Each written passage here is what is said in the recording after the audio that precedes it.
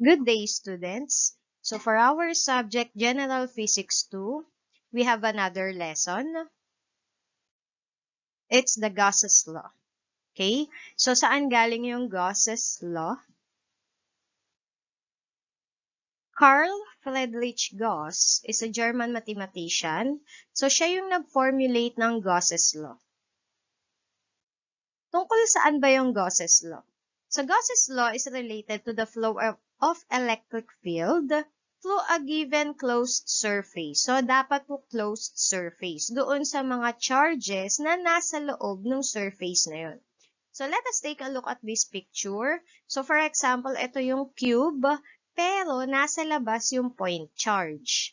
If there is no charge enclosed by the surface, dahil po wala naman sa loob at nasa labas ang ating charge, then there is zero flux.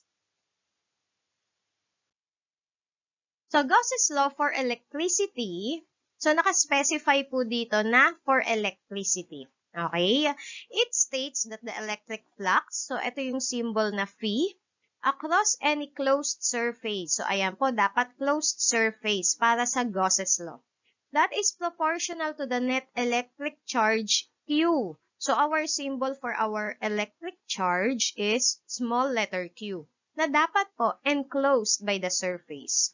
So, our equation, electric flux, is equal to electric charge over permittivity or electric permittivity of free space. Okay? So, ito po yung symbol. Siyempre, hindi ko na nilagay itong electric flux kasi nandito na nga po. And then, we have small letter Q para po sa electric charge. Ito na lang po, ano ibig sabihin ng symbol na to? That is epsilon sub 0 or the electric permittivity. Pwede rin po na permittivity na lang.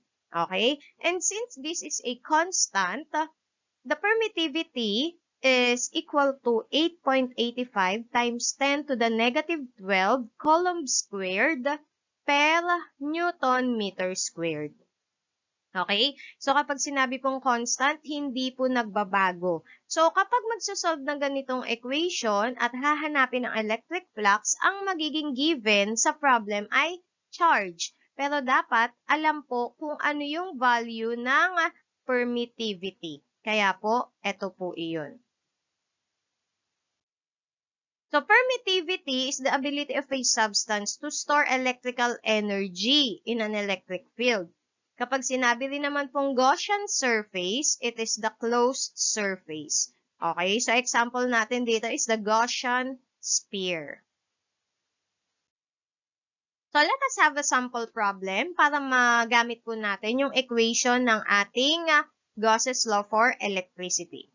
A charge 3 times 10 to the negative 9, so coulomb po yan, is located inside the cube. So find the net electric flux passing through the surface of the cube. Express your answer in whole number. So, sample problem ko lang po ito. Nakalimutan ko lang yung coulomb, pero that is a charge. So, dapat po alam natin that the unit of charge or electric charge is coulomb. Paano natin ngayon isosolve? We have the given, ayan, nilagay na natin dito. Q, or the electric charge, is equal to 3 times 10 to the negative 9 coulomb. May iba pa bang given na, diba, sabi natin sa equation ng Gauss's law for electricity, kasama po yung electric permittivity. So, kahit po walang nakalagay sa ating sample problem or sa kahit anong problem, pag wala pong nakalagay na electric permittivity, dapat sinusulat pa rin po natin yun kasi constant po iyon na given. So, permittivity is equal to 8.85 times 10 to the negative 12 coulomb squared per Newton meter squared.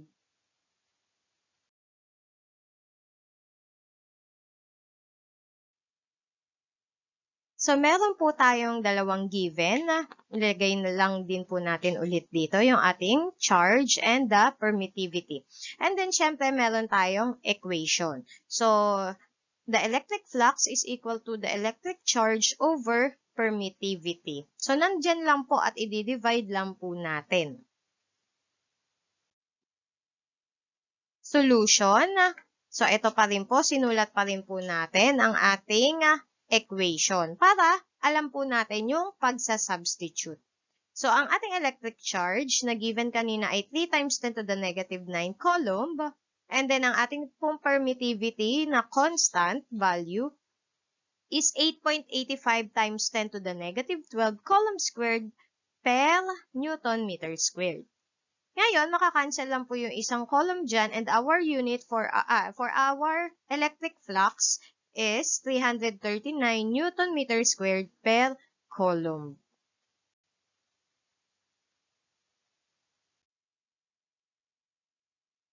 Next na topic po natin is the electric potential. So, electric potential, symbol capital letter V, it is the amount of potential energy per unit charge. So, yung electric potential po, nandito na rin yung potential energy kada unit charge. So, ang energy po kasi is a scalar quantity, kaya po ang ating electric potential ay scalar quantity din po. So, in equation 4, madali lang po ito. The electric potential V is equal to capital letter U. So, ano yung capital letter U? Yun yung sinasabi nating potential energy. And then, we have the Q sub 0. Okay, that is our charge or electric charge. Ang unit naman po ng ating electric potential ay volt. Okay? So, wag po kayong malilito na iba po yung symbol ng ating quantity na capital letter V pa rin po, that is the electric potential. Pareho lang siya ng capital letter V ng volt, pero ito po ay unit. Okay? Again, ang electric potential po ng capital letter V is a quantity. Kapag po unit, volt po yan, capital letter V din.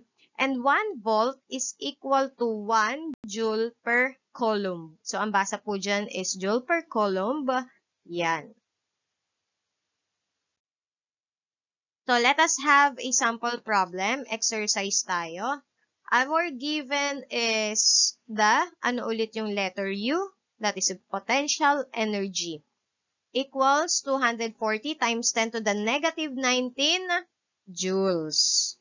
And then, Q sub 0 is equal to negative 1.6 times 10 to the negative 19 coulomb.